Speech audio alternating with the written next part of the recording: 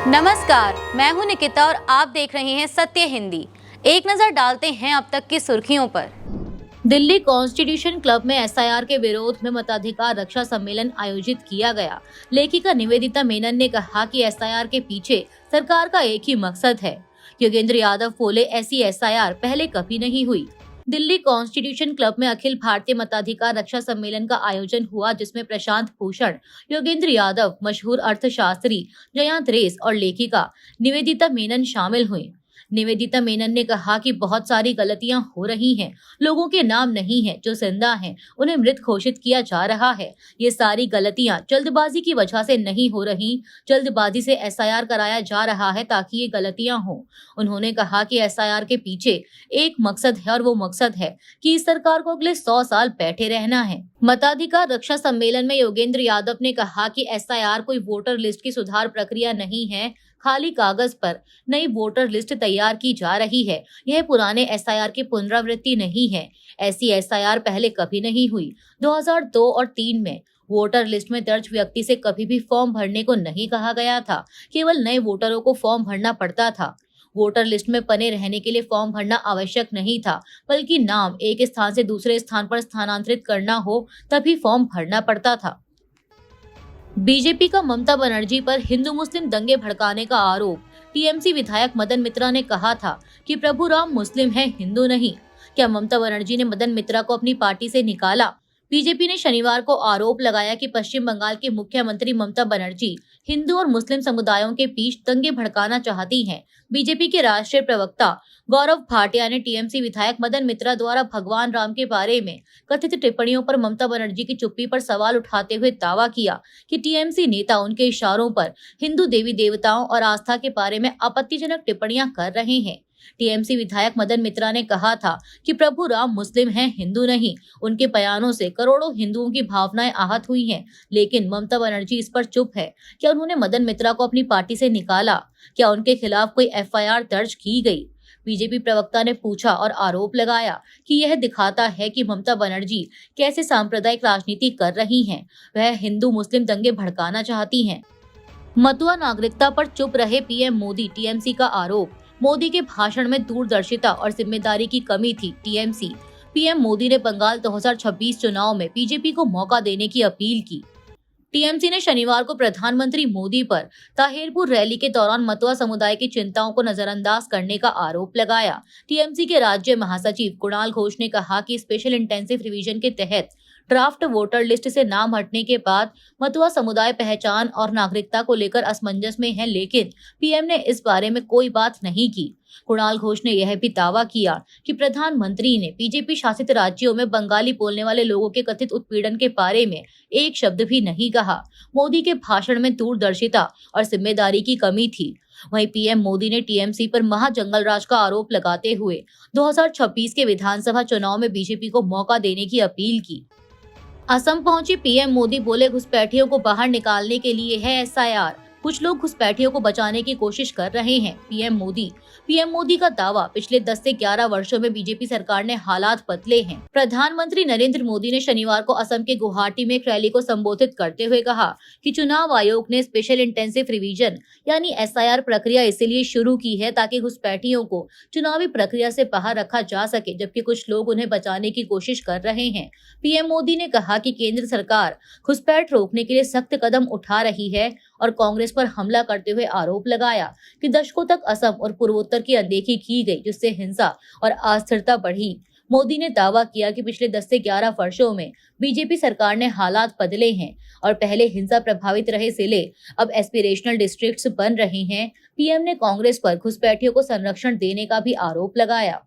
कांग्रेस ने बीएमसी चुनाव अकेले लड़ने का ऐलान किया। प्रदेश कांग्रेस प्रभारी बोले, सभी 227 सीटों पर उतारेंगे उम्मीदवार। कांग्रेस के फैसले पर शिवसेना उद्धव ठाकरे गुट ने दी प्रतिक्रिया। मुंबई महानगर पालिका यानी पीएमसी चुनावों को लेकर महाविकास अघाड़ी में चल रही अटकलों पर कांग्रेस ने विराम लगा दिया है। कांग्रेस ने शनिवार को ऐलान किया कि वह आगामी बीएमसी चुनाव अकेले अपने दम पर लड़ेगी। महाराष्ट्र कांग्रेस प्रभारी रमेश चेन्नीथला ने कहा कि पार्टी भाजपा और शिवसेना उद्धव गुट दोनों के खिलाफ चुनाव लड़ेगी और सभी 227 सीटों पर उम्मीदवार उतारेगी। उन्होंने बताया कि उम्मीदवार चयन के लिए स्क्रीनिंग कमेटी गठित कर दी गई है। कांग्रेस का यह फैसला उद्धव ठाकरे और राज ठाकरे की बढ़ती निकटता को लेकर नाराजगी के बीच आया है। शिवसेना उद्धव गुट ने कांग्रेस के फैसले पर प्रतिक्रिया देते हुए मुकाबले के लिए तैयार होने की बात कही, जबकि एनसीपी शरद पवार गुट ने औपचारिक संवाद न होने को लेकर अपना पक्ष रखा। मनरेगा पर मोदी सरकार के खिलाफ सोनिया गांधी का संघर्ष का ऐलान। सोनिया गांधी बोली, सरकार ने मनरेगा पर बुलडोजर चला दिया। सोनिया गांधी ने दिल्ली से फैसले थोपे जाने का आरोप लगाया। कांग्रेस की वरिष्ठ नेता और पूर्व अध्यक्ष सोनिया गांधी ने मनरेगा में हालिया बदलावों और महात्मा गांधी का नाम हटाने के फैसले के खिलाफ मोदी सरकार के विरुद्ध संघर्ष का ऐलान किया है। वीडियो बयान में सोनिया गांधी ने कहा कि कांग्रेस इस मुद्दे पर पूरी ताकत से लड़ेगी और इसे सड़क से संसद तक उठाएगी। उन्होंने मनरेगा को करोड़ों ग्रामीण गरीबों, वंचितों और मजदूरों की आजीविका का आधार बताते हुए आरोप लगाया कि मोदी सरकार ने बीते 11 सालों में इसे लगातार कमजोर किया है। सोनिया गांधी ने कहा कि नए कानून के जरिए रोजगार के कानूनी अधिकार को कमजोर किया गया और फैसले दिल्ली से थोपे जा रहे हैं। बता दें कि इससे पहले राहुल गांधी ने भी मनरेगा को लेकर देशव्यापी आंदोलन की बात कही थी। कांग्रेस इसे ग्रामीण भारत और गरीबों के अधिकारों पर हमला बता रही है और सरकार के फैसले का कड़ा विरोध कर रही है। सोनिया गांधी ने अपने बयान में आगे कहा कि जबकि मनरेगा कोविड के वक्त गरीब वर्ग के लिए संजीवनी साबित हुआ, लेकिन बहुत अफसोस की बात है कि अभी हाल में सरकार ने मनरेगा पर बुलडोजर चला दिया। न सिर्फ महात्मा गांधी का नाम हटाया गया, बल्कि मनरेगा का रूप स्वरूप बिना विचार विमर्श किए, बिना किसी से सलाह मशविरा किए, बिना विपक्ष को विश्वास में लिए मनमाने ढंग से बदल दिया गया। सोनिया गांधी ने कहा कि अब किसको कितना, कहां और किस तरह रोजगार मिलेगा, यह जमीनी हकीकत से दूर दिल्ली में बैठकर सरकार तय करेगी। पश्चिम बंगाल में पीएम मोदी की रैली में शामिल होने जा रहे 4 बीजेपी समर्थकों की मौत। महुआ मोइत्रा बोली, नरेंद्र मोदी के अहंकार के सामने एक भयानक त्रासदी को तपा दिया गया। खराब मौसम के कारण प्रधानमंत्री ने नादिया की रैली को वर्चुअली संबोधित किया।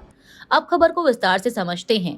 टीएमसी सांसद महुआ मोइत्रा ने आरोप लगाया है कि पश्चिम बंगाल में पीएम मोदी की रैली में शामिल होने जा रहे 4 बीजेपी समर्थकों की ट्रेन से टक्कर में मौत हो गई। महुआ मोइत्रा ने एक्स पर लिखा कि नरेंद्र मोदी के अहंकार के सामने एक भयानक त्रासदी को दबा दिया गया।